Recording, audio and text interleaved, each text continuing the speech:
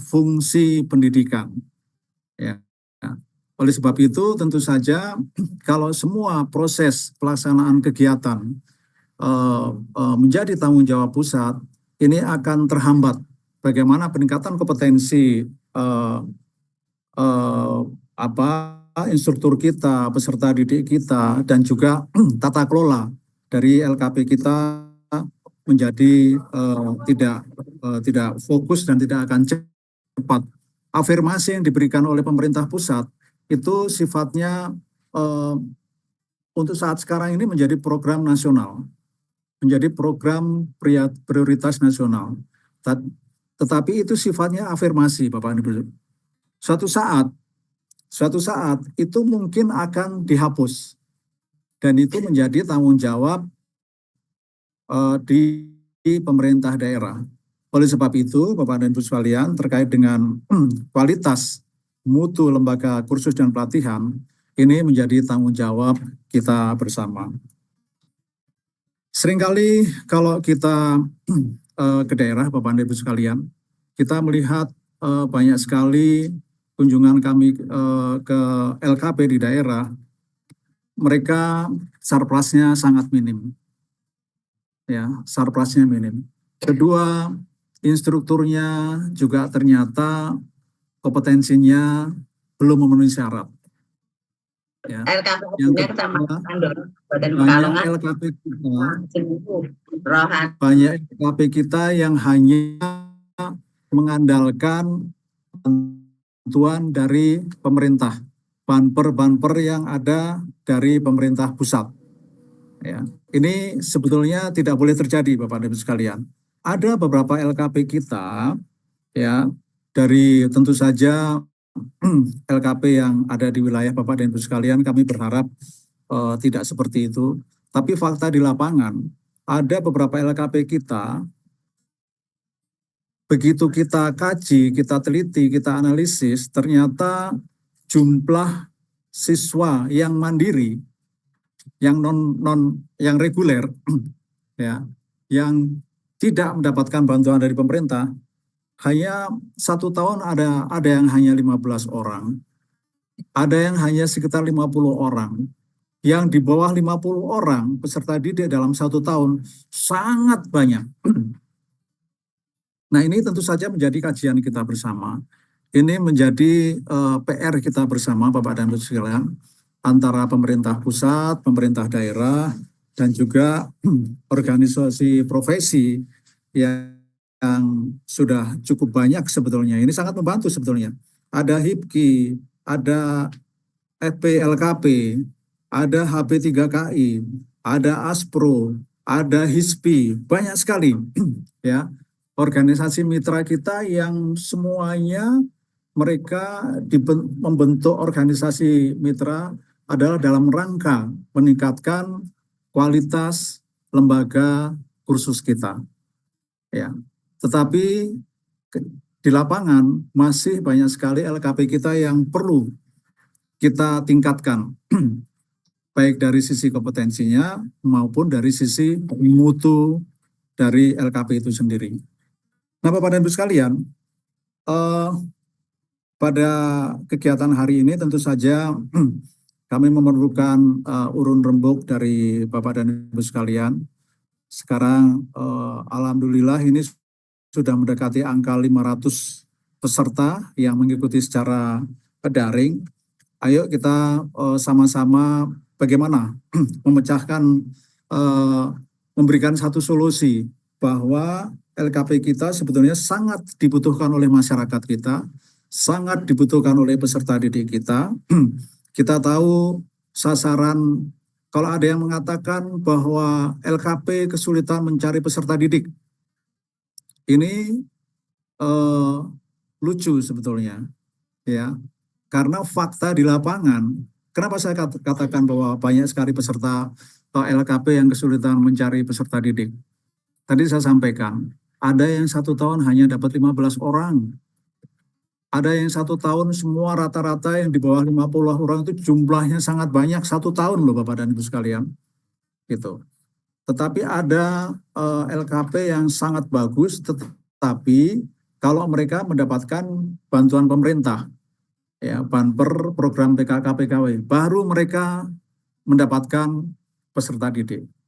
Padahal jumlah ATS kita, anak tidak sekolah kita, jumlahnya sangat besar seluruh Indonesia.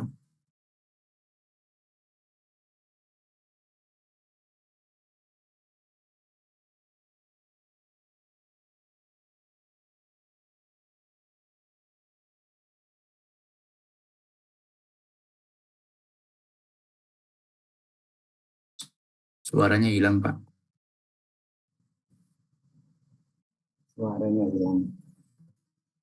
Suaranya hilang lagi, Pak.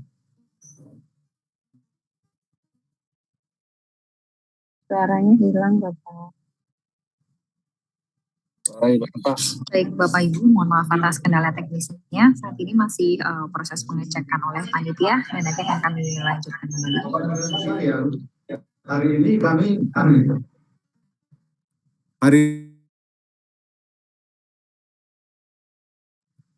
setelah ini kami akan membuka satu kegiatan yaitu terkait dengan angka putus sekolah yang dari SMK.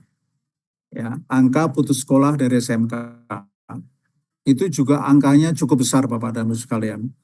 Jangan sampai Bapak Menteri menyampaikan, jangan sampai nanti jumlah anak putus sekolah khususnya dari SMK itu juga menambah jumlah angka anak tidak sekolah usia sekolah kita.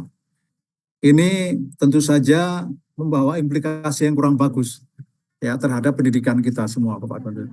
Itu baru diambil dari SMK. Kalau dari seluruh jenjang pendidikan angkanya sangat besar. Karena APS yang kita angka terbaru yang sudah dipublish oleh BPS itu ada kurang lebih 9.396 ya jumlah anak putus sekolah dari SMK.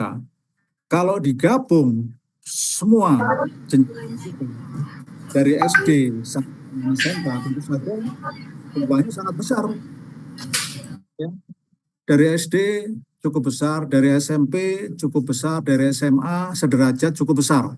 Ya, tetapi kami mengambil dari angka SMK saja karena kita tentu saja lebih fokus ke vokasi, pendidikan vokasi.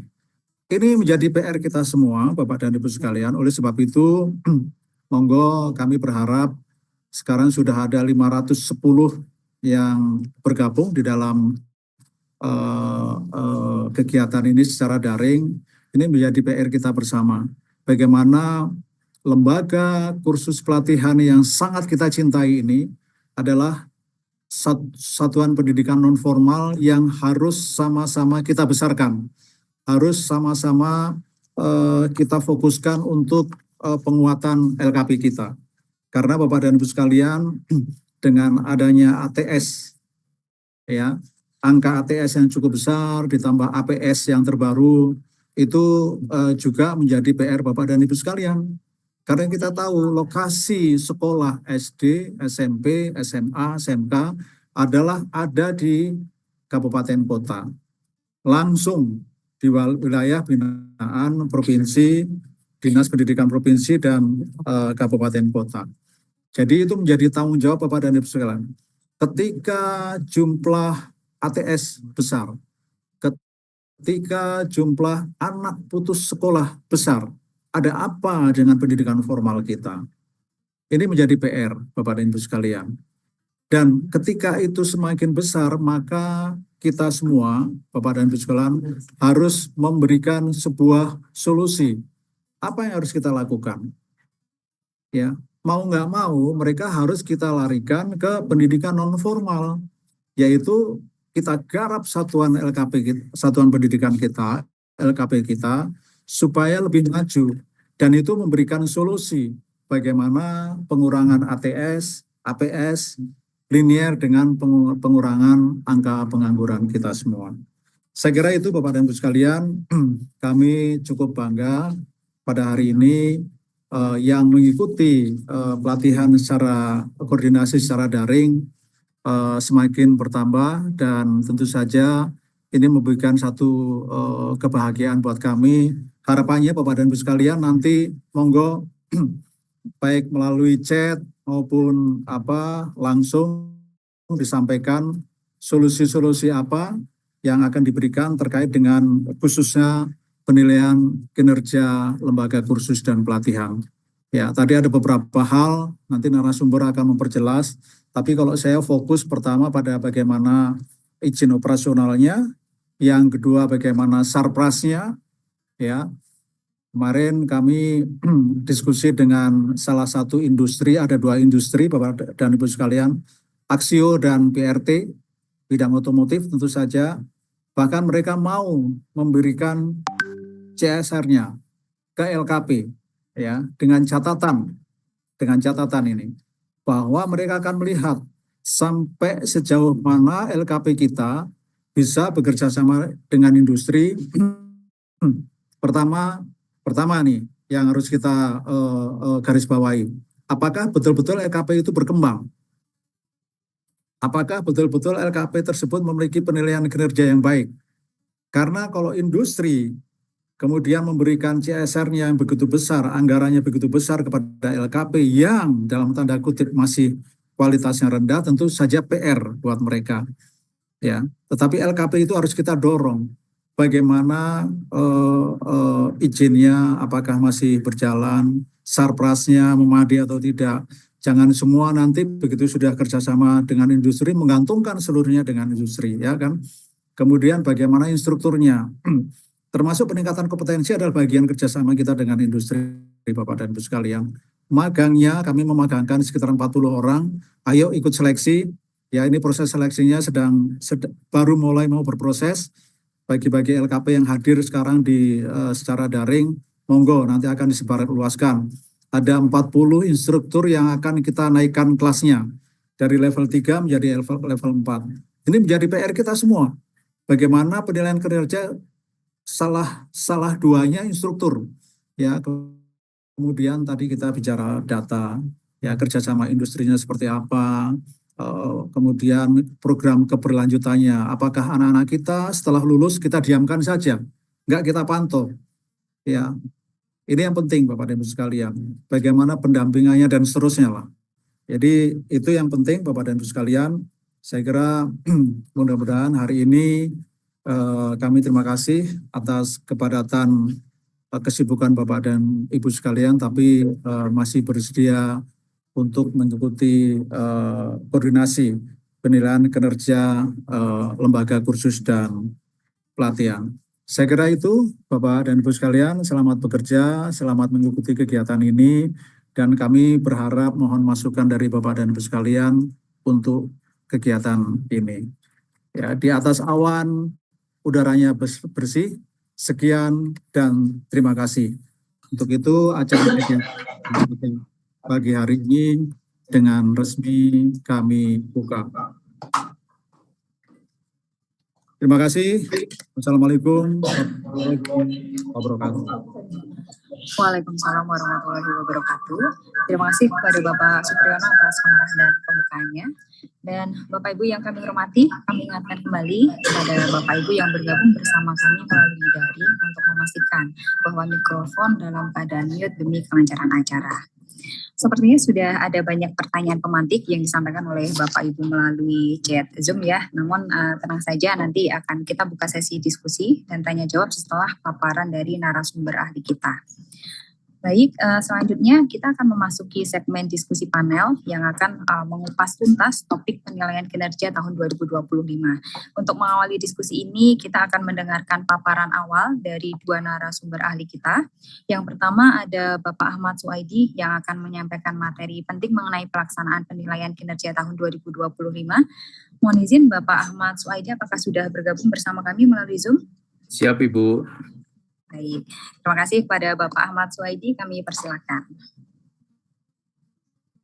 Baik, terima kasih Bu Ratna yang saya hormati, Pak Supri, Bu Kartini, Pak Widyo, dan seluruh tim dari Direktorat Kursus dan Pelatihan. Assalamualaikum warahmatullahi wabarakatuh. Terima kasih Bapak Ibu sekalian, hari Rabu, hari Kamis, ayo kita mulai sampai habis gitu ya. Terima kasih Bapak dan Ibu yang saya hormati. Hari ini untuk sesi pertama saya diberikan kesempatan untuk menyampaikan terkait dengan apa dan seperti apa penilaian kinerja lembaga kursus dan pelatihan di tahun 2025 ini. Ibu dan Bapak, mohon izin, tentu nanti Bapak Ibu juga bisa mempelajari lebih detail ketika Bapak Ibu nantinya akan mendapatkan pedoman secara lengkap terkait dengan penilaian kinerja lembaga kursus dan pelatihan. Ibu dan Bapak yang saya hormati, kapanpun juga saya secara pribadi siap memberikan beberapa informasi semampu saya ketika Bapak Ibu sebagai insan pengelola lembaga kursus dan pelatihan untuk berdiskusi terkait dengan persiapan, kemudian bagaimana dan seperti apa penilaian kinerja lembaga kursus dan pelatihan. Bapak dan Ibu yang saya hormati, penilaian kinerja lembaga kursus dan pelatihan merupakan upaya penjaminan mutu layanan LKP. Jadi sekali lagi, penilaian kinerja ini dalam rangka untuk memastikan lembaga kita memiliki keberlangsungan dalam jangka panjang. Karena apa? Segala sesuatu ketika mutunya tidak dijaga, mutunya tidak ditingkatkan, sementara kebutuhan masyarakat, kemudian berbagai macam kebijakan yang ada di luar lembaga kita itu bertumbuh, maka kita lama-lama akan mengalami kebangkrutan. Jangankan laba, berlangsung pun bisa jadi sudah tidak hendak ketika kita tidak mampu menjamin mutu layanan lembaga kursus dan pelatihan. Kenapa?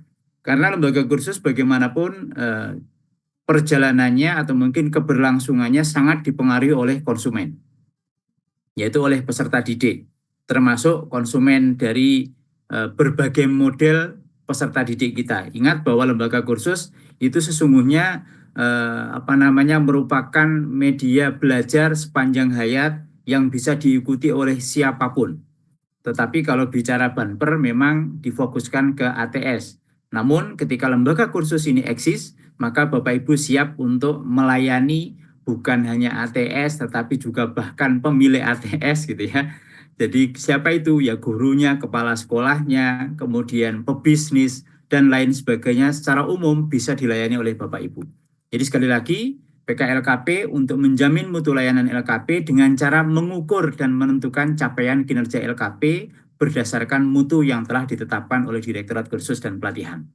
Jadi itu Bapak Ibu sekalian, bukan untuk menjatuhkan, bukan untuk kemudian memberikan judgement atau mungkin justifikasi kamu jelek, kamu buruk, enggak. LKP semuanya baik ya. Karena LKP itu sebuah lembaga yang luar biasa, mau dan bersedia melayani masyarakat mulai dari mungkin setelah lahir sampai mau dikuburkan begitu ya.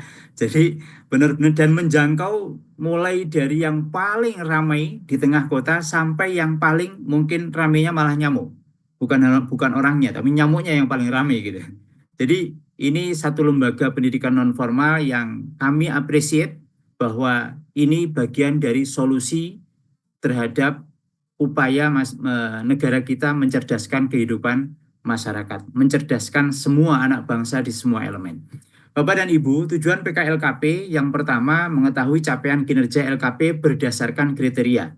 Tentu biar mudah untuk menentukan level kategorisasinya dan kemudian menentukan tindakannya, maka di sana akan ditetapkanlah kriteria-kriteria tertentu. Kemudian yang kedua, memetakan capaian kinerja LKP, dipetakan. Misalnya di wilayah Sulawesi seperti apa, di masing-masing kota kabupaten seperti apa. Dan selama ini dalam kegiatan penilaian kinerja LKP, dari Direktorat pun memberikan profil dalam laporannya sampai ke kota dan kabupaten yang memang dijadikan sasaran untuk penilaian kinerja. Berapa yang A, berapa yang B, berapa yang C. Tetapi tentu karena keterbatasan, apa yang sudah disampaikan itu tidak berarti mewakili, berarti kota ini banyak yang jelek. Bukan Bapak Ibu. Tetapi itu peta bahwa dari yang sudah dinilai, petanya seperti ini. Bisa jadi ada lembaga-lembaga yang bagus, yang luar biasa, tetapi belum berkesempatan dinilai kinerjanya. Atau mungkin pada saat itu sedang berkegiatan dengan aktivitas yang lain. Yang ketiga, menyediakan data sebagai dasar perencanaan untuk menentukan strategi dalam meningkatkan kekuatan dan kemampuan pengembangan LKP. Jadi diharapkan nanti dari hasil penilaian kinerja, tadi Pak Supri menyampaikan akan ada upskilling terhadap instruktur 40 orang, kemudian mungkin akan ada program-program yang lain, maka data hasil penilaian kinerja ini akan dijadikan salah satu dasar untuk perencanaan sekaligus juga penentuan program-program yang cocok dan sesuai kebutuhan dari lembaga kursus dan pelatihan. Kemudian sasarannya siapa, Bapak Ibu sekalian? Sasarannya adalah LKP 1 yang belum dinilai kinerjanya. Artinya belum dinilai kinerja di dalam 3 tahun terakhir. Karena penilaian kinerja pernah dilakukan sejak tahun 2009. Semoga tidak salah ya. 2009 pernah dilakukan sampai dengan tahun 2016 atau 15. Jadi kalau yang sudah dinilai kinerja di masa itu tentu dianggap saat ini belum dinilai kinerjanya. Kemudian yang kedua, LKP yang telah habis masa berlaku penilaian kinerjanya. Insya Allah yang lalu-lalu, yang dulu tentu sudah habis, tapi yang baru dinilai kemarin sebaiknya silahkan berbenah dulu, kemudian meningkatkan dulu, lalu nanti mungkin suatu saat kita tunggu kebijakannya untuk dinilai kembali sehingga bisa mendapatkan hasil yang maksimal. Bapak Ibu sekalian, tentu manfaat dari hasil penilaian kinerja ini sangat banyak. Dibutuhkan banget, satu untuk Direktorat Kursus dan Pelatihan, kemudian Dinas Pendidikan Kota dan Kabupaten. Kenapa saya sampaikan Dinas Pendidikan Kota Kabupaten khususnya? Karena lembaga kursus dan pelatihan berdasarkan Undang-Undang Otonomi Daerah itu merupakan kewenangan dari Dinas Pendidikan Kota dan Kabupaten. Ya, jadi sekali lagi kalau Bapak Ibu cek kembali di sana bahwa ini kewenangan dari Dinas Pendidikan Kota dan Kabupaten, bukan provinsi. Makanya kalau lembaga kursus saat ini nggak pernah diundang oleh provinsi, jangan heran karena memang undang-undangnya mengatur demikian. Ya, kalau dulu hari ini diundang kota kabupaten, besok diundang provinsi, lusa diundang pusat dan seterusnya. Kemudian bagi UPT, yaitu Balai Besar, ya. Jadi UPT Ditjen Vokasi yang ada di 7 kota ini juga penting. Hasil ini kami serahkan ke beliau-beliau. Ketika mereka melaksanakan upskilling atau reskilling, maka data ini bisa dipakai sebagai acuan. Lalu juga mitra judika untuk perusahaan. Kemudian lembaga kursus sendiri tentu untuk branding atau mungkin untuk profiling dari lembaganya, sekaligus untuk evaluasi diri khususnya. Evaluasi lembaga saya sudah sampai pada level mana, apa yang perlu saya perbaiki, apa yang perlu saya tingkatkan menjadi makin jelas ketika sudah dinilai kinerjanya. Ya. Dan kita harus legowo ya kalau dalam bahasa Jawa gitu ya. Ketika kita mendapatkan satu nilai, nggak usah memikirkan hasil akhir nilainya, tetapi cek di mana sesungguhnya keunggulan saya, di mana banyak kekurangan yang harus saya perbaiki. Lalu organisasi profesi, kemudian organisasi mitra vokasi, dan juga bagi masyarakat secara umum. Bapak dan Ibu yang saya hormati, kriteria sasaran LKP 1 tentu adalah LKP yang sudah memiliki nomor induk, jadi NPSN, dan terdaftar di dalam data di Kemendikbud, gitu ya. Jadi memiliki NPSN. Pak, lembaga saya baru berdiri dan belum punya NPSN. Ya silahkan diurus dulu, biar segera punya NPSN. Karena ketika tidak punya NPSN berarti Bapak Ibu belum sah menjadi lembaga kursus dan pelatihan. Di Indonesia belum tercatat sebagai lembaga kursus dan pelatihan. Mirip kalau Bapak Ibu ingin menjadi warga Indonesia, maka Bapak Ibu harus memiliki nomor induk kependudukan. Ya, minimal tercatat di KK kalau belum punya KIK maupun KTP. Jadi harus punya nomor induk kependudukan. Kalau pengen diakui sebagai negara di dunia, sebagai warga dunia, maka Bapak Ibu harus memiliki paspor. Karena kalau pakai KTP kemudian berangkat ke Dubai, enggak diterima Bapak Ibu. Jadi kalau Bapak Ibu ingin diterima sebagai warga dunia, maka Bapak Ibu harus memiliki paspor. Nah, yang ketiga, mohon maaf ini untuk memotivasi. Kalau Bapak Ibu ingin sah dianggap sebagai warga di bumi, nah gitu ya. Habis ini boleh dicek, boleh dites, Bapak Ibu harus muncul namanya di Google. Nah, gitu ya. Nanti tanya Bapak Ibu ke Google namanya, apakah kamu mengenal Ahmad Suhaidi 99? Nah, semoga aja mereka mengenal. Apakah kamu mengenal Rini Setiawati? Nah, nanti dicek ya. Jadi ini mohon maaf ini Saya tidak menyebut nama Bapak Ibu ya. Jadi silakan dicek. Kalau memang sah di bumi berarti di Google ada gitu ya. Kemudian yang kedua, telah beroperasi minimal 3 tahun. Jadi Bapak Ibu, yang akan dinilai kinerjanya adalah lembaga kursus dan pelatihan yang sudah beroperasi minimal 3 tahun. Dibuktikan dengan apa? Dokumen izin operasional. Ya. Jadi nanti silakan ditunjukkan, loh Pak izin saya baru setahun kemarin, tunjukkan yang lama. Atau bisa Bapak Ibu tunjukkan juga dengan akte pendirian. Karena terkadang akte pendiriannya sudah lama tetapi izinnya belum. Tetapi lembaga kursus boleh beroperasi, boleh memberikan layanan itu kan kalau sudah punya izin operasional. Makanya ditekankan di sini, selain akte, tidak cukup dengan akte tapi harus ada izin operasional. Sekarang rata-rata diterbitkan oleh DPM PTSP. Ya, bukan lagi Dinas Pendidikan. Dinas Pendidikan biasanya hanya rekomendasi. Pak, saya hanya punya NIB. Bagaimana? NIB itu izin berusaha dan berlaku untuk semua usaha. Ya, maka dari itu, Bapak Ibu, untuk membedakan dengan usaha yang lain, maka dibutuhkan izin operasional sesuai dengan kebijakan setempat. Ada yang izinnya berlakunya ila yaumil qiyamah, ada, tergantung kebijakan DPM PTSP setempat. Tapi ada juga yang memberlakukan 5 tahun. Ada juga yang memberlakukannya sistem tahunan dengan laporan. Selama dia register lagi, selama dia melapor, maka dia izinnya masih tetap bisa berlanjut dan seterusnya. Jadi mengikuti ketentuan yang ada di daerah masing-masing. Prinsipnya izin operasional masih berlaku. Kemudian yang berikutnya, Pak, misalnya nanti pada saat bulan Juli habis, lalu tiba-tiba Agustus awal ada penilaian kinerja, kan berarti izinnya mati.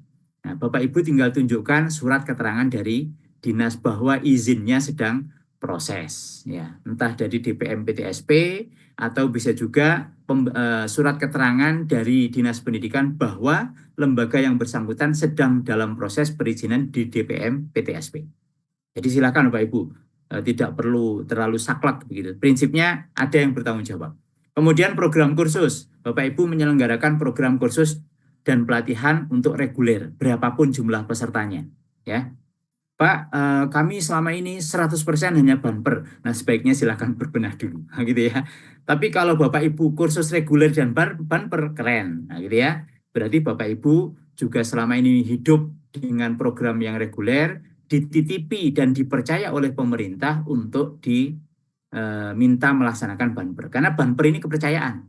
Jangan sampai kepercayaan ini tercederai, di mana kita tidak punya peserta didik reguler. Kemudian yang kelima, bebas masalah. Tidak sedang dalam permasalahan hukum, sengketa, atau mungkin sedang terjadi peperangan antar suku di dalam lembaga maksudnya ya. Itu jangan sampai. Kemudian yang keenam, mendapatkan rekomendasi dari Dinas Pendidikan. Ini nggak usah dipandang sulit karena nanti di pedoman ada contoh ya. Bapak Ibu tinggal tunjukkan seperti ini Pak model rekomendasinya. Atau minimal surat keterangan dari Dinas Pendidikan yang menjelaskan bahwa di situ lembaga ini silahkan untuk dinilai kinerjanya. Jadi disetujui untuk dinilai kinerjanya. Seperti halnya ketika kita membuat surat keputusan. Nah, rata-rata ada orang yang mengatakan SK itu harus begini ya gitu ya. Harus mengingat, menimbang, dan seterusnya, dan seterusnya, dan seterusnya. Padahal surat keputusan itu misalnya bunyi surat ketetapan, nah ya juga itu sah secara hukum. Ya, yang penting legal formalnya ada. Kemudian yang ketujuh, akuntabilitas. Tidak termasuk dalam daftar hitam atau blacklist program yang diselenggarakan oleh Direktorat Kursus dan Pelatihan. Baik itu terkait PKK, PKW maupun program yang lain. Ya. Jadi tidak di blacklist, tidak sedang bermasalah dengan bantuan pemerintah. Kemudian yang kedelapan, terakhir, komitmen. Nanti kalau 7 sudah terpenuhi, Bapak Ibu suatu saat akan mendapatkan informasi tentang bagaimana proses masuk aplikasinya. Bapak Ibu tinggal mengunggah pernyataan sanggup untuk menjadi sasaran PKLKP. Pernyataannya seperti apa? Semua nanti akan sudah disediakan di aplikasi. Jadi nggak usah repot Bapak Ibu untuk membuat gitu ya, untuk memikirkan. Kalau misalnya bingung, cukup Bapak Ibu tinggal gunakan satu jari telunjuk ya. Ketika bingung, gunakan jari telunjuk, WA-lah kepada panitia ya. Atau mungkin WA kepada narasumber, insya Allah akan dibantu. Itu kriteria lembaga kursus yang akan dijadikan sasaran atau bisa menjadi sasaran penilaian kinerja di tahun 2025. Ibu dan Bapak sekalian, siapa pelaksana dari PKLKP ini? Ya.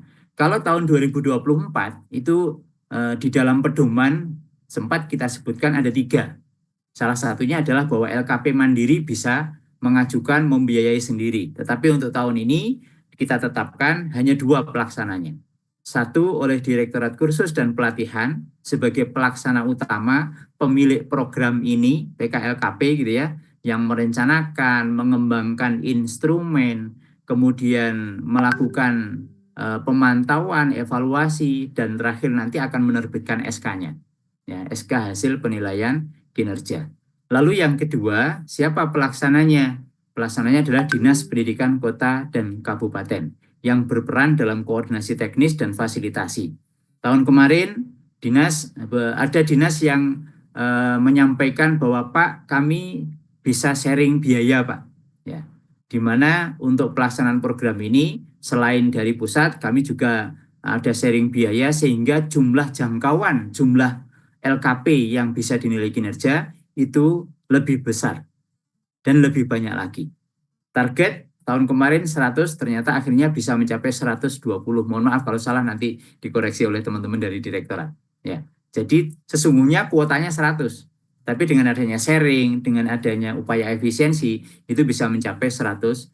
Jadi Bapak Ibu Dinas Pendidikan Kota Kabupaten yang misalnya bisa sharing dana untuk penyelenggaraan penilaian kinerja LKP di wilayahnya nanti akan dijelaskan lebih lanjut di siang hari oleh teman-teman dari direktorat terkait dengan bagaimana mekanisme untuk koordinasi tersebut sehingga nanti jumlah LKP di lembaga Bapak Ibu bisa segera mungkin untuk dinilai kinerja. Karena apa? Karena nilai kinerja itu sangat penting manfaatnya untuk program-program prioritas tertentu. Ibu dan Bapak, apa sih nilai strategisnya kalau sudah dinilai kinerja? Terlebih kalau Bapak Ibu dapat A dan B. Kalau Bapak Ibu dapat C, apa enggak strategis Pak? Tetap strategis. D, lebih strategis lagi. Karena apa? Dia akan memberikan motivasi luar biasa. Nanti kalau dapat D, Bapak Ibu, nggak usah pakai sertifikat, tulis saja besar-besar, letakkan di depan meja. Ya, tapi jangan menghadap konsumen, hadapkan kepada pimpinannya. Untuk apa? Untuk evaluasi. Ini loh, nah, lembaga saya harus perbaiki dengan berbagai cara. Terus Pak, nanti kalau misalnya Pak, kami itu kan sudah dinilai kinerja, tapi C dan D, mau kami pasang itu kok sungkan, nah, atau mungkin nggak percaya diri. Bapak Ibu, kalau yang A, B itu membuat banner seukuran 2 meter, kalau Bapak Ibu C dan D, tolong buat banner kalau perlu 5 meter untuk membuat pengumuman tentang hasil penilaian kinerja. Cara ngumumkannya yang beda, ya. Kalau yang AB mungkin percaya diri menuliskan di sana kami telah mendapatkan nilai kinerja A dan B. Nah, kalau yang CD bagaimana? Brandingnya mudah Bapak Ibu. Bapak Ibu tulis saja, lembaga kami telah dinilai kinerja oleh Kementerian Pendidikan Dasar dan Menengah, oleh Direktorat Kursus dan Pelatihan, titik. Udah nggak usah kasih C dan D. Jadi Bapak Ibu menggunakan Menteri Pendidikan atau Kementerian Pendidikan, Direktorat sebagai brand, ya sebagai brand bahwa kami ini loh sudah dinilai kinerja. Nah, tetapi karena sudah Bapak Ibu pampangkan seperti itu di atas gajah begitu, maka Bapak Ibu berkewajiban langsung segera berbenah sehingga orang nggak sempat menanyakan apakah A atau B, karena ketika dia datang terlihat bahwa LKP ini bagus, LKP ini luar biasa, layanannya luar biasa. Saya percaya kalau dia sudah dinilai kinerja oleh kementerian. Nah gitu Bapak Ibu ya. Jadi nggak usah takut dengan hasil akhir ya. Yang pertama nilai strategisnya bagi Ditjen Vokasi PLK, bukan PKLKP ya. PKLPK, singkatannya Bapak Ibu nanti cek ya. Pendidikan khusus ya, termasuk layanan khusus gitu. Kemudian PTLKP rujukan bagi Kemendikdasmen. Suatu saat kalau misalnya ada rombongan atau apa, atau mungkin ada program, maka tentu yang dinilai kinerja akan dicari dulu datanya. Akan dijadikan rujukan. Kemudian yang kedua, bagi Ditsusrat dan UPT, yaitu balai-balai besar. Sebagai peta piloting project untuk entah program misalnya RPL, PJBL, TEVA, UJK, PKK, PKW, upskilling, reskilling, atau program-program yang ke depan akan dikembangkan oleh pemerintah. Jadi dengan adanya Bapak Ibu sudah dinilai kinerja, itu mudah bagi pemerintah untuk mempercayai bahwa data ini penting. Loh Pak, saya C dan D bagaimana? Malah justru nanti dengan, oh berarti C dan D ini yang harus di upskilling dan reskilling mestinya. Jangan sampai yang A yang B. Kalau yang A dan B di upskilling reskilling, nah ini kapan yang kecil nanti bertumbuh gitu kan? Maka nanti dengan Bapak Ibu dinilai kinerja setidaknya akan menjadi data prioritas untuk digunakan sebagai sasaran proyek-proyek tersebut. Kemudian pemerintah daerah, peta LKP yang layak dilibatkan dalam program pengembangan SDM di daerah. Jadi kalau ada kegiatan-kegiatan di kota kabupaten dengan mengacu pada data PKLKP itu bisa memberikan informasi tambahan untuk menetapkan siapa lembaga yang akan dijadikan partner. Kemudian bagi Dinas Pendidikan juga demikian, organisasi mitra, peta pusat koordinasi. Nah ini bagi Ormit atau Orprov ya, menjadi peta Orprov jadi tahu, Ormit jadi tahu mana nih kira-kira yang cocok dijadikan tempat untuk rujukan di wilayah-wilayah tersebut untuk pembinaan anggotanya, baik FPLKP, HIPKI, HISPPI, IPBI Kartini, dan 30 sekian, kalau nggak salah 39 lebih ya, organisasi mitra dan Orprov. Lalu bagi lembaga kursus sendiri untuk branding, kepada siapa? Kepada Dudi, Pemda, dan masyarakat. Jadi kita manfaatkan hasilnya. Dan terakhir, penting sekali bagi Dudika.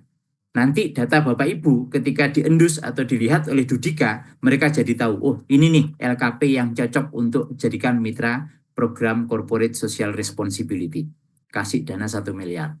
Kemudian training center, mungkin perusahaan karena nggak ingin lagi melatih calon karyawan, karena tahu lembaga Bapak Ibu, akhirnya dia menetapkan lembaga Bapak Ibu yang sudah dinilai kinerja sebagai training center. Ada sebuah lembaga di Jombang, ya, itu Alas Kaki kalau nggak salah ya, saya lupa namanya.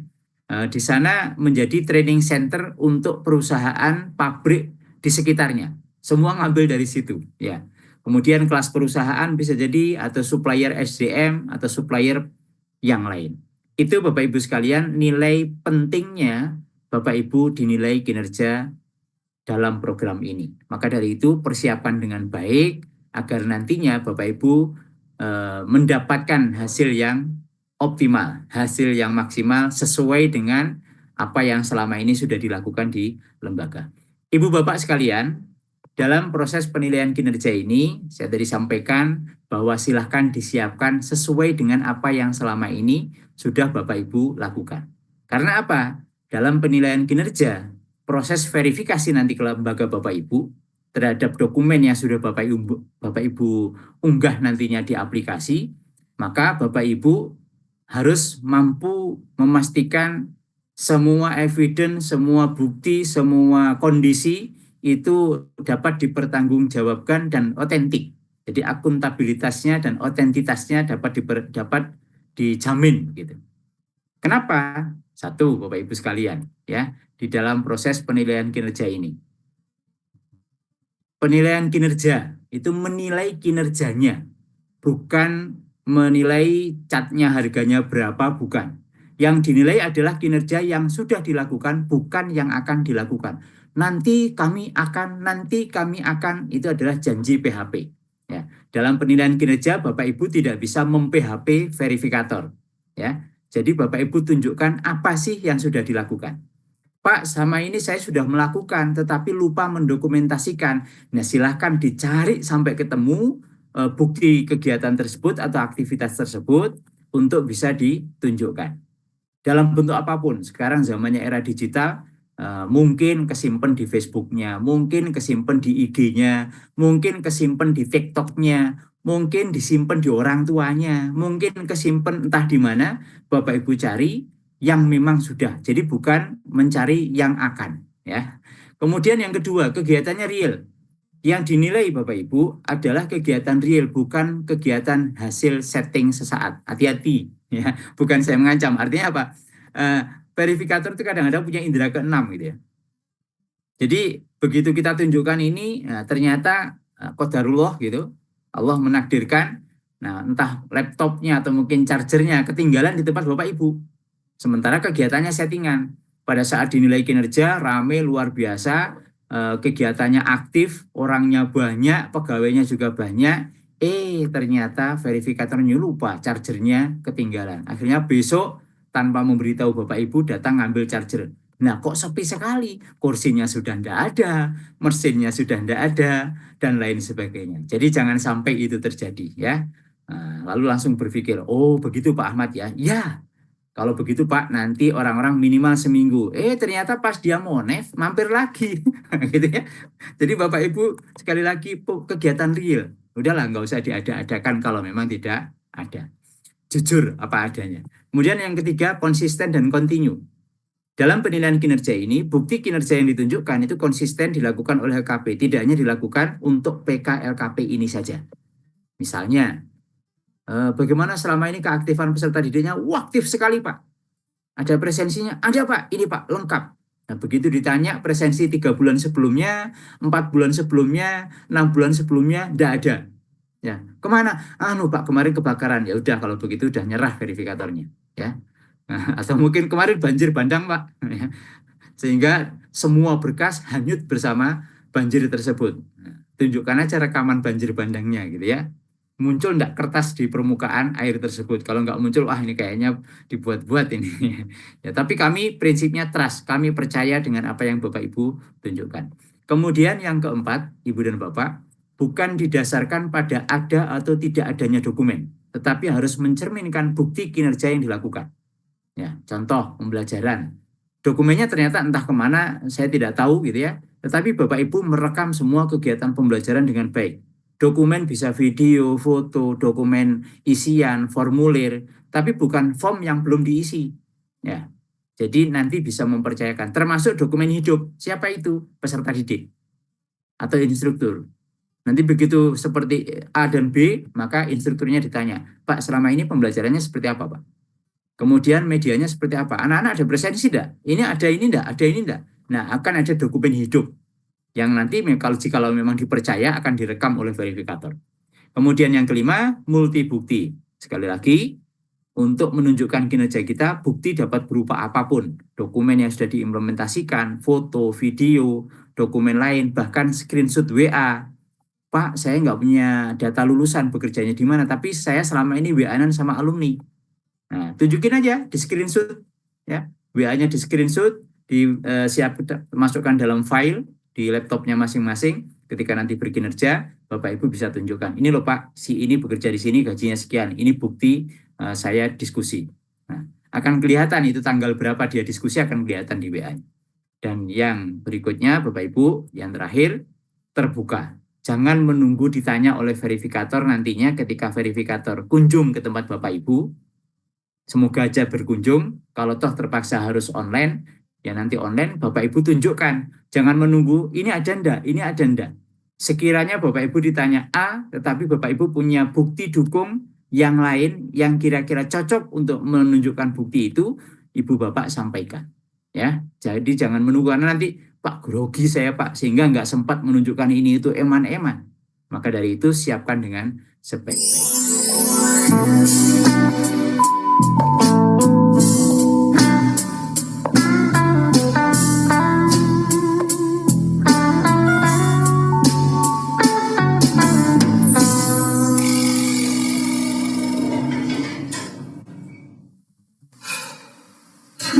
Nah, itu ya. Jadi jangan sampai nanti verifikator begitu pulang ternyata yang dilihat tidak sesuai dengan yang dibayangkan, gitu ya. Semula kelihatannya luar biasa indah gitu, tetapi begitu sudah berakhir ternyata aslinya kelihatan, gitu. Bapak Ibu sekalian, berikutnya seperti apa tahapan penilaian kinerja? Saya akan jelaskan secara umum, ya. Penilaian kinerja tahun 2025 yang pertama nanti Bapak Ibu akan mendaftarkan secara mandiri melalui aplikasi PKLKP. Tunggu tanggal waktunya. Kemudian berikutnya yang kedua akan diverifikasi dokumen persyaratan umum yang Ibu Bapak unggah. Ya, kriteria tadi akan dicek apakah memenuhi syarat apa enggak. Dokumennya lengkap tapi nggak punya NPSN, tentu nggak jadi. Izinnya nggak ada. Beda dengan izin sedang dalam proses, ya bisa pakai surat keterangan.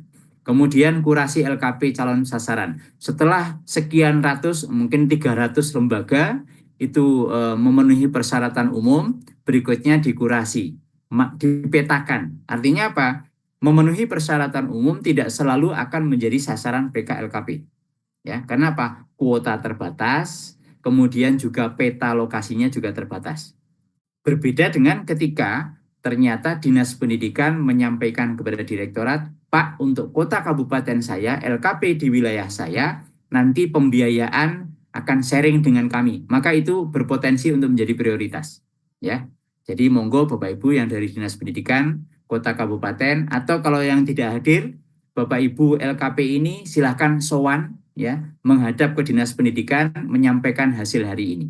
Agar dari Dinas Pendidikan bisa memfasilitasi LKP di wilayah Bapak Ibu untuk dilakukan penilaian kinerja. Yang keempat, penetapan calon sasaran.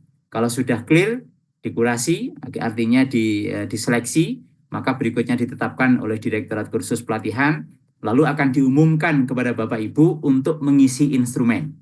Jadi tidak terlanjur mengisi instrumen banyak, ternyata nggak jadi.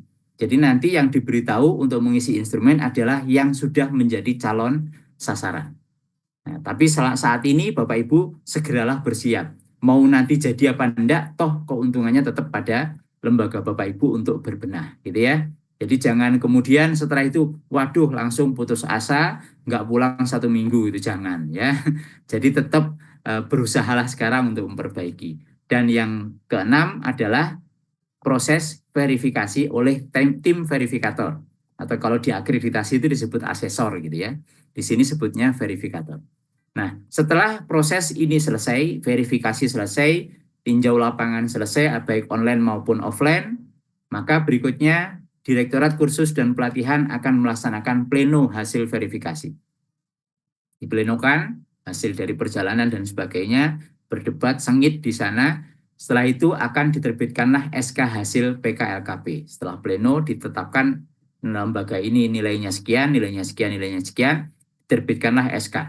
Kemudian setelah diterbitkan SK, diumumkan kepada khalayak melalui aplikasi maupun melalui media yang lain. Kalau sudah diumumkan, berikutnya akan diterbitkan sertifikat PKLKP. Itu tahapan berikutnya. Nah, tahapan yang kita harapkan tidak terjadi karena kita ingin melakukan proses penilaian kinerja ini dengan sebaik mungkin. Harapannya tidak ada tahapan yang ini, yaitu pengajuan keberatan hasil PKLKP. Tetapi Bapak Ibu, kami menyediakan kesempatan kepada Bapak Ibu, misal hasilnya kok tidak sesuai dengan ekspektasinya, padahal sudah merasa A, B, C, D, E sampai Z. Ya. Maka dari itu Bapak Ibu bisa mengajukan keberatan hasil PKLKP, formatnya juga ada di pedoman, mekanismenya ada di sana. Setelah itu akan dilakukan verifikasi ulang oleh tim yang dibentuk oleh direktorat. Setelah itu akan ada penetapan hasil verifikasi.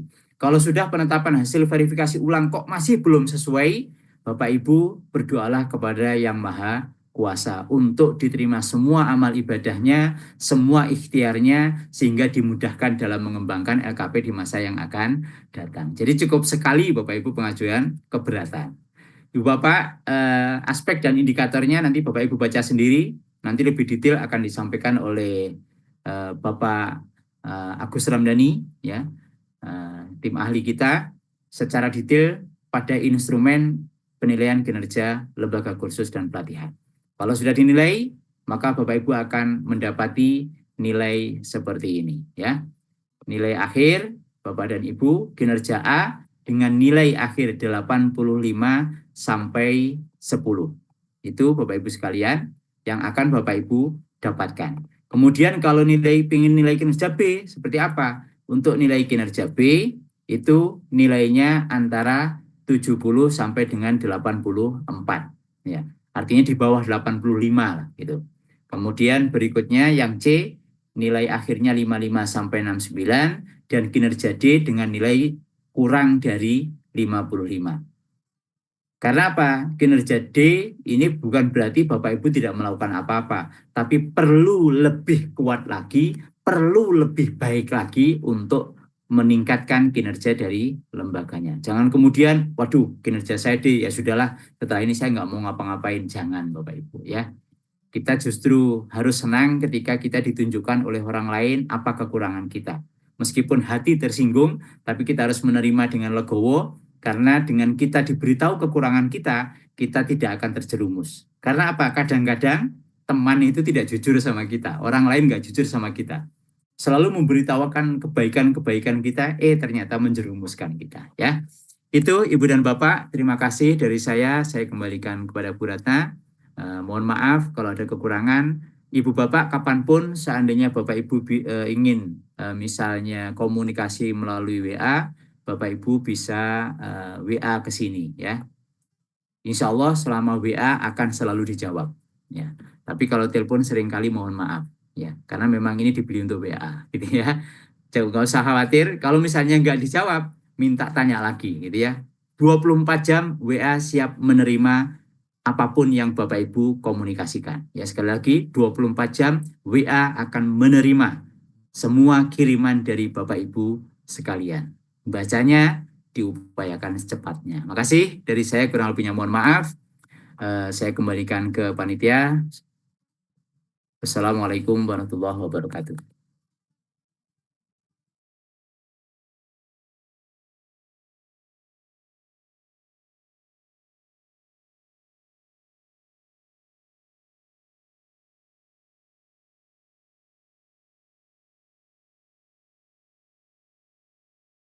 Silakan saya kembalikan ke Bu Ratna.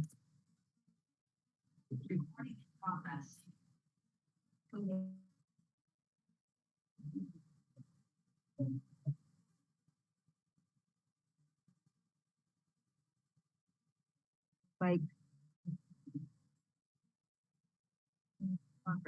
Baik, terima kasih Bapak Ahmad Suwaidi atas materi yang telah disampaikan. Ini secara langsung tadi sudah memberikan gambaran yang jelas tentang kerangka pelaksanaan yang akan kita bahas nanti lebih lanjut. Terima kasih Bapak Ahmad Suwaidi. Selanjutnya untuk memberikan detail lebih lanjut mengenai aspek praktisnya, kita akan mendengarkan paparan dari Bapak Agus Ramdhani mengenai instrumen penilaian kinerja tahun 2025. Mohon izin Bapak Agus Ramdhani, apakah sudah bergabung bersama kami Bapak melalui daring?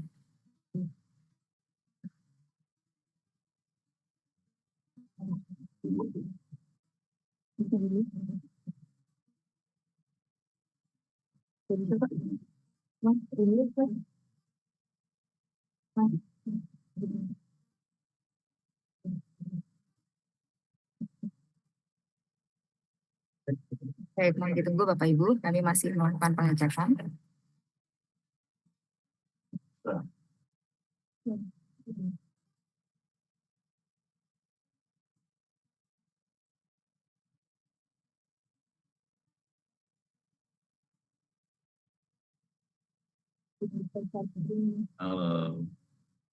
Halo Mbak Ratna, selamat pagi. Ya, tidak ya Bapak ya? Ada ya?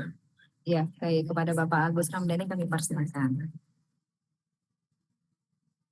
Terima kasih Mbak Ratna. Izin untuk langsung share screen ya. Kita mendapatkan waktu. Jadi tadi setelah Pak Ahmad memberikan informasi terkait mekanisme, strategi dan aspek yang menjadi penilaian kinerja KPM tahun 2025 ini, saya minta izin kepada untuk langsung ya menginformasikan terkait dengan instrumen penilaian kinerja lembaga pelatihan. Sudah nampak di layar Pak Ibu?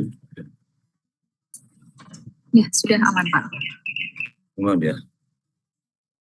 Baik, Bukat ini izin langsung ya. Jadi saya diberikan tugas ya teman-teman dari Direktorat Pelatihan untuk berbagi terkait dengan dinamika atau aspek dan indikator yang menjadi instrumen penilaian kinerja KPM tahun 2025. Ini Bapak Ibu, sebelum lebih lanjut kita coba samakan dulu konsepsinya ya. Apakah jelas? Maksudnya jelas ya? Jelas nggak? Cek. Atau kurang kencang? Mbak ini jelas nggak? Atau kurang kencang? Jelas Pak, di saya jelas. Oh, Jelas ya? Oke. Ya Bapak Ibu, ini ya kita seperti dulu bahwa yang dimaksud dengan instrumen penilaian kinerja LKP yaitu alat yang digunakan untuk menilai kinerja LKP berdasarkan kriteria yang jelas dan terukur serta pengumpulan bukti-bukti yang relevan. Instrumen ini berfokus pada evaluasi berbagai aspek yang mendukung operasional dan kualitas layanan LKP, termasuk pengelolaan lembaga, kualitas pembelajaran, sarana prasarana, serta capaian yang dicapai oleh peserta didik. Nah, ini ada 4 ya, tadi yang Pak Ahmad jelaskan di awal bahwa ada 4 kategori penilaian, yaitu input ya, pada aspek input yaitu penilaian terhadap faktor-faktor pendukung ya, seperti anggaran, kompetensi instruktur, sarana prasarana, dan keterlibatan dengan mitra industri.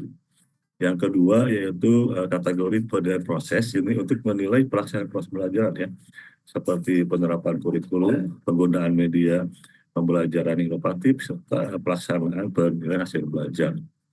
Untuk yang kategori ketiga yaitu dimensi output, yaitu mengukur hasil yang dicapai ya, seperti tingkat keberhasilan didik dalam menyelesaikan program, tingkat partisipasi dalam uji kompetensi, dan penyerapan lulusan di dunia kerja. Nah, yang keempat yaitu terkait dengan outcome, yaitu menilai dampak jangka panjang seperti tingkat kesesuaian kerja lulusan dengan keterampilan yang diperoleh dan prestasi yang diraih oleh lembaga atau peserta didik. Ya Pak Ibu ya, tadi saya hanya pertegas apa yang disampaikan Pak Ahmad, bahwa instrumen PKLKP itu memiliki 4 kategori, yaitu input, proses, output, dan outcome. Ini ada yang coret-coret ya, siapa ini coret-coret? Coba dicek yang coret-coret.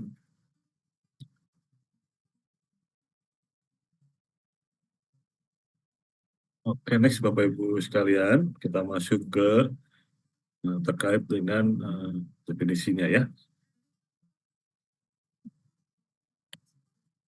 Jadi instrumen ini berfungsi untuk memberikan gambaran yang komprehensif atau menyeluruh ya, tentang kinerja LKP dengan menilai berbagai elemen penting melalui bukti yang objektif dan data yang relevan.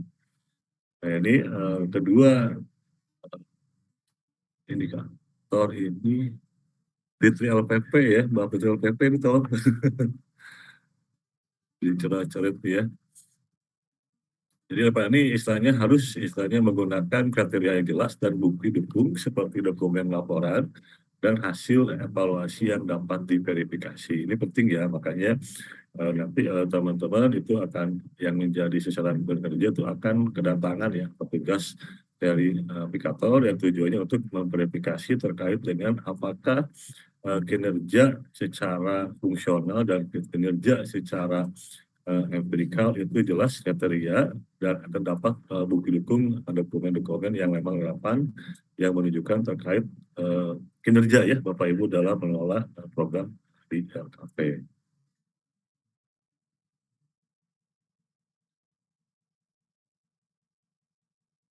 Berikutnya, ini Bapak Ibu sekalian ya, jadi instrumennya. Jadi instrumen PKLKP 2025 itu termasuk jenis instrumen performance assessment instrumen based on criteria and evidence. Jadi instrumen yang bertujuan untuk mengukur berdasarkan kriteria dan bukti dukung yang relevan. Gitu ya. Yang pertama, instrumen ini berfokus pada penilaian kinerja LKP berdasarkan kriteria jelas dan bukti yang dapat diverifikasi.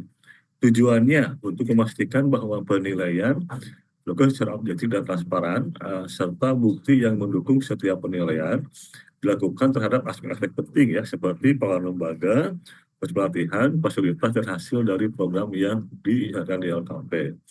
Yang ketiga, instrumen ini mencakup kriteria penilaian yang terperinci untuk setiap aspek yang dievaluasi, serta pengumpulan bukti dukung yang diperlukan untuk membuktikan pencapaian kinerja LKP.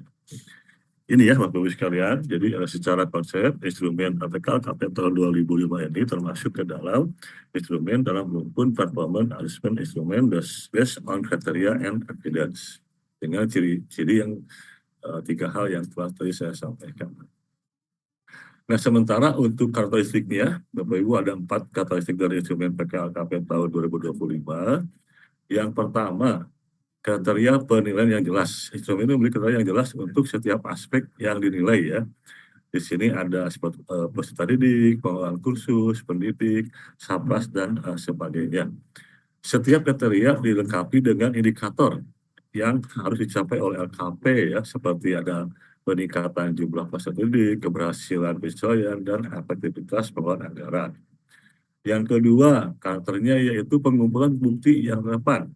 Jadi mengharuskan adanya bukti dukung yang jelas untuk setiap indikator ya, seperti dokumen kehadiran, data keuangan, foto kegiatan, dan laporan pelaksanaan program. Nah, ini bukti-bukti yang nanti akan menjadi evidence atau bukti dukung itu bisa dijadikan sebagai indikator untuk menunjukkan bahwa penilaian berdasarkan pada data objektif dan dapat diverifikasi.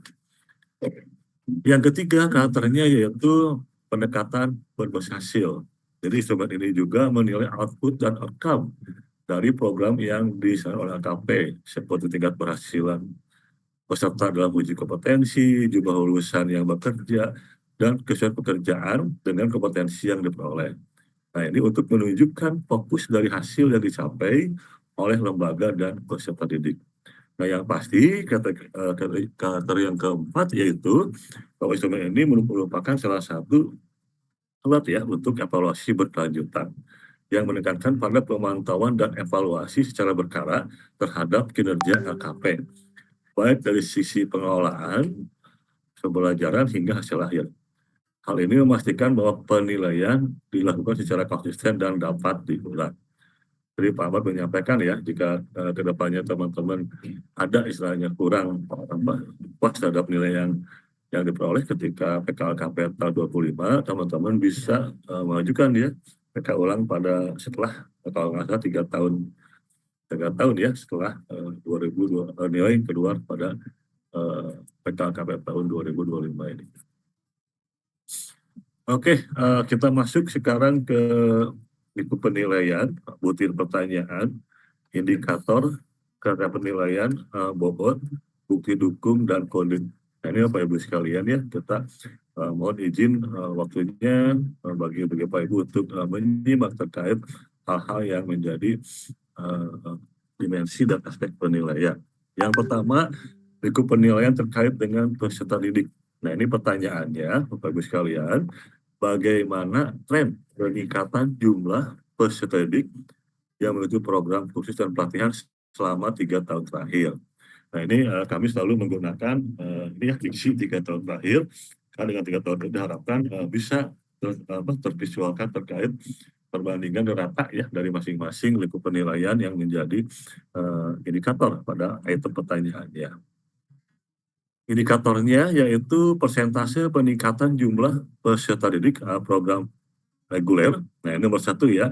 Pastikan Bapak Ibu yang akan menjadi yang terlibat sebagai peserta dari PKLKP 2020 ini dipastikan ya itu memiliki terkait dengan didik program reguler ya. Berikutnya ada peningkatan peserta didik program PKW atau pendidikan kecakapan wirausaha dan atau artinya bisa Bapak Ibu ini memilih jika memang tidak punya program PKW itu bisa program PKK dan atau memiliki kedua-duanya. Jadi ini idealnya ya, ada peserta di program reguler, ada peserta di program PKW, ada peserta di program PKK, atau bisa reguler dan PKW atau reguler dan PKK selama 3 tahun terakhir. Kriteria penilaiannya yaitu yang pertama jumlah peserta didik reguler ya, tahun ke-1, ke-2, dan ke-3. Yang berikutnya jumlah peserta program PKW dalam 3 tahun terakhir, jumlah peserta didik program PKK dalam 3 tahun terakhir, tingkat pertumbuhan tahunan program per jenis program, dan rata pertumbuhan peserta didik selama 3 tahun terakhir.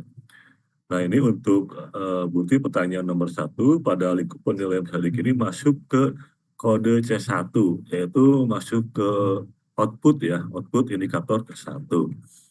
Ini bobotnya jika Bapak Ibu memenuhi secara optimal itu bobotnya 5 ya, secara maksimal. Dan tadi ya, karena ini berbasis evidence, bukti dukung, otomatis Bapak Ibu juga nanti harus mempersiapkan bukti dukung berupa rekap data dan dokumen asli isian formulir peserta didik. Yang keduanya tabel data induk peserta didik reguler, data dapodik, tabel data induk peserta didik PKK atau PKW dan atau PKK dan atau PKW, laporan pelaksanaan bumper ya jika Bapak Ibu memang memperoleh bantuan bumper. Berikutnya dokumentasi kegiatan program dan grafik perbandingan ya data antara jumlah peserta, baik itu data reguler, program PKK, PKW dan atau PK dan PKW seperti itu. Nomor 2-nya yaitu bagaimana tingkat keberhasilan peserta didik dalam menjalankan program kursus dan pelatihan selama 3 tahun terakhir. Ini masuk ke kode C2. C2 itu berarti output indikator kedua ya. Nah ini yang menjadi tolak ukurnya yaitu persentase peserta didik yang berhasil menyelesaikan program pelatihan selama 3 tahun terakhir. Ini bobotnya 6 ya Bapak Ibu ya. Nah ini kriteria penilaiannya jumlah peserta didik yang mendaftar atau direkrut. Jadi Bapak Ibu nanti diperjelas ya nanti karena kalau ada 2 mekanisme biasanya rekrutmen itu ada yang memang secara mandiri mendaftar langsung ke LKP atau memang LKP sengaja merekrut warga masyarakat untuk menjadi peserta didik pada suatu program di LKP baik itu PKK, PKW maupun program reguler. Yang keduanya jumlah peserta didik yang menyelesaikan program sesuai dengan standar. Artinya ini selesai dan memperoleh sertifikat ya. Yang dimaksud di sini sertifikat dari kelulusan ya dari LKP. Bukan merupakan sertifikat uji kompetensi, tapi sertifikat yang memang secara otonom dikeluarkan bahwa menjadi bukti bahwa peserta suatu program di LKP itu telah menyelesaikan suatu pembelajaran. Nah yang ketiganya persentase penyelesaian per tahun ya dalam 3 tahun terakhir. Dan yang keempatnya tren penyelesaian program selama 3 tahun terakhir, baik itu reguler, PKK, PKW maupun PKK dan PKW. Bukti dukungnya yaitu data kehadiran, terus data dokumen atau penhasil belajar, data atau dokumen surat keterangan selesai belajar ya atau kelulusan ini dari LKP. Berikutnya ada kalau memang Bapak Ibu LKP memperoleh bumper berarti ada laporan pelaksanaan bumper baik PKK maupun PKW dan ada laporan pelaksanaan program tahunan. Itu ya untuk dibutir pertanyaan di lingkup penilaian kedua dari peserta didik. Oh masih ada ya. Yang berikutnya di masih yang kedua tadi jumlah total peserta didik yang menyelesaikan program pelatihan dalam 3 tahun terakhir. Bukti dukungnya juga yaitu ini masih yang kedua ya Bapak Ibu sekalian. Masih sambungan dari persentase peserta didik yang menyelesaikan program ya. Ada ditambah dengan dokumentasi foto, video dan atau publikasi program dan akan alangkah lebih bagusnya serta mempermudah dari tim verifikator Bapak Ibu di LKP yang menjadi sasaran 2025 untuk PKLKP ini itu memvisualkan dalam bentuk grafik perbandingan data ya jumlah peserta didik di sini yang menjalankan program kursus.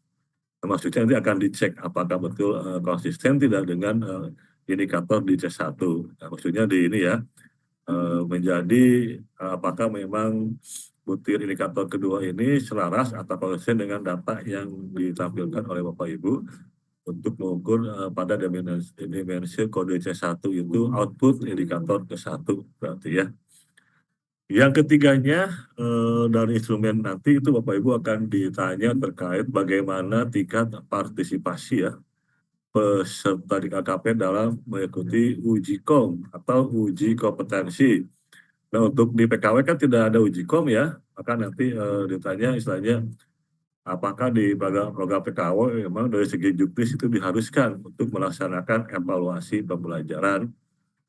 Nah ini dalam 3 tahun terakhir jika memang teman-teman di LKP nanti konsisten menerima bumper PKW dalam 3 tahun terakhir. Adapun indikatornya, persentase peserta didik yang mengikuti uji kom atau evaluasi pembelajaran selama 3 tahun terakhir untuk PKW ya. Berarti uji kom itu menjadi salah satu kriteria yang diukur bagi peserta didik reguler maupun peserta didik yang mengikuti program PKK ya, pendidikan keterampilan kecakapan kerja. Ini kodenya di B7, berarti indikator ini pada indikator proses ya, B itu proses poin ke-7, B itu 7, berarti ini bobotnya 4 ya. Nah, bukti dukungnya Bapak Ibu nanti tabel ya, tabel data peserta, berikutnya tabel data peserta PKK yang untuk uji kompetensi, berikutnya data dan isian program uji kompetensi, dan dokumen bukti keikutsertaan peserta dalam UJK. Itu bisa berupa berita acara, bisa berupa presensi UJK, ada surat keterangannya dari lembaga sertifikasi, dan bukti ya pelunasan pembayaran dan sejenisnya. Nah, ini indikator kata penilaiannya, yaitu jumlah total peserta didik yang mengikuti program pelatihan dalam 3 tahun terakhir, jumlah peserta yang mengikuti uji kom ya tiap tahun dalam 3 tahun terakhir, berikutnya rasio peserta yang mengikuti uji kom dibandingkan total lulusan, berikutnya tingkat keterlibatan peserta didik dalam uji kom per jenis program, baik terutama program reguler dan PKK ya, atau evaluasi pembelajaran untuk program PKW. Berikutnya tren peningkatan atau penurunan peserta uji kom dalam 3 tahun terakhir. Dan kalau untuk yang PKW itu ditambah diharapkan ada evidence terkait dengan business plan dari lulusan atau peserta didik PKW. Itu ya untuk yang ketiga pada lingkup penilaian peserta didik. Berikutnya butir pertanyaan yang keempat masih pada lingkup peserta didik, yaitu bagaimana tingkat kelulusan peserta didik yang mengikuti uji kompetensi baik reguler maupun PKK atau evaluasi pembelajaran untuk peserta didik PKW dalam 3 tahun terakhir. Ini kodenya di C3, berarti ini masuk ke dalam penilaian terkait output ya, output butir ketiga. Nah, ini bobotnya 5 Pak Ibu ya, indikatornya adalah persentase peserta didik yang lulus uji kompetensi atau evaluasi pelajaran 3 tahun terakhir. Bukti dukungnya ada SK kelulusan uji kom dari lembaga sertifikasi, ada data dan arsip dokumen ya, sertifikat kompetensi dari LSK, LSP atau Dudika, dan ada laporan pelaksanaan program yang memuat hasil uji kompetensi. Adapun kriterianya jumlah peserta yang mengikuti uji kom per tahun, jumlah peserta yang dinyatakan lulus ya uji kom, rasio kelulusan gabungan, yaitu uji kompetensi dan atau evaluasi pelajaran per tahun, dan rata-rata tingkat kelulusan gabungan selama 3 tahun terakhir. Nah, ini maksudnya Bapak Ibu kan tidak semua ya peserta didik kita yang mengikuti uji kom itu bisa berhasil lulus, otomatis kami ingin mengetahui berapa sih persentase dari peserta didik AKW, PKF, LDLKP yang mengikuti uji kom dan akhirnya dinyatakan lulus, dan berapa yang dinyatakan tidak lulus. Itu ya. Untuk yang kelima, ini pertanyaan terkait dengan bagaimana tingkat keterserapan lulusan yang bekerja atau berusaha mandiri dalam 3 tahun akhir. Nah, ini jelas ya Bapak Ibu, memang tujuan akhir dari apapun program LKP itu kalau dia lulusan kita tidak bekerja di dunia industri, ya diharapkan mereka bisa berusaha secara mandiri. Ini pun selaras dengan hasil capaian dari program PKK atau program PKW ya. Kalau PKK indikatornya ada mereka diterima di dunia industri, kalau PKW mereka bisa berusaha secara mandiri. Ini masuk ke kode D1. D1 itu berarti ke outcome ya. Outcome butir ke-1.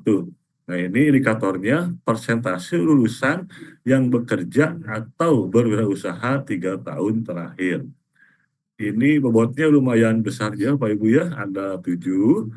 Ini bukti dukungnya tabel data alumni program reguler yang dilengkapi tempat kerja atau jenis usaha bidang kerja atau usaha, alamat tempat kerja atau usaha, dan kontak person alumni atau perusahaan. Berikutnya tabel data alumni program bumper yang dilengkapi tempat kerja atau jenis usaha, bidang kerja atau usaha, alamat kerja atau usaha, dan kontak person alumni atau perusahaan bisa dalam bentuk link data. Sementara kriteria penilaiannya yang pertama, jumlah lulusan program pelatihan per tahun ya selama 3 tahun terakhir, jumlah lulusan yang bekerja sesuai dengan kompetensi keahlian, jumlah lulusan yang berusaha di bidang yang relevan dengan pelatihan, rasio lulusan yang bekerja atau berusaha dibandingkan total lulusan rata-rata tingkat penyerapan terakhir, rata tingkat penyerapan kerja atau berusaha lulusan dalam 3 tahun terakhir. Ya, kesayangnya backsound. Ini 7 ya, Pak Ibu ya, obatnya. Nah, dokumen berikutnya, bukti dukungnya itu data atau dokumen otentik hasil penulisan alumni yang mencantumkan data pekerjaan atau usaha. Itu bisa berupa hard copy dalam arti kata dalam bentuk print, atau bisa merupakan isian dalam bentuk G-form ya. Dan alangkah lebih idealnya jika Bapak Ibu nanti istilahnya menyertakan juga ya terkait dengan grafik perbandingan data lulusan yang bekerja, berusaha, dan jangan lupa juga ya Bapak Ibu juga harus idealnya itu menginformasikan terkait dengan lulusan yang memang masih dalam status daftar tunggu ya, belum berusaha maupun belum diterima di dunia industri. Untuk multi pertanyaan ke-6 dari lingkup penilaian peserta didik, yaitu bagaimana tingkat kesesuaian pekerjaan atau usaha lulusan kesesuaian ya, nah, ini relevansi atau tidak ya, dengan bidang keterampilan atau program yang mereka pelajari di AKP dalam 3 tahun terakhir. Ini masuk ke kode D2. Oh, berarti kode D2 itu masuk ke outcome Bapak Ibu ya, di butir kedua. Ini